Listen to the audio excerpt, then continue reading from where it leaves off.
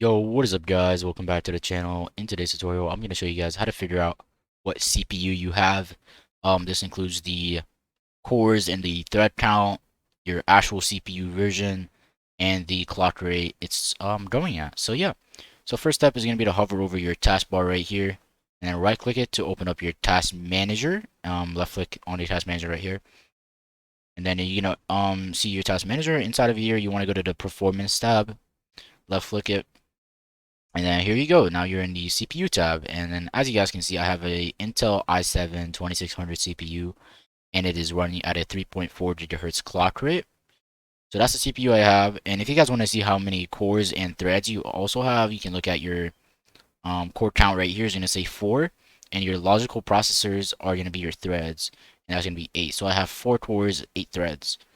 And utilization right here, that's how much CPU power is being used in real time.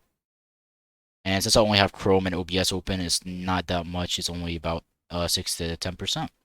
But yeah, hope you guys enjoyed today's tutorial and have a great rest of your day. Peace out.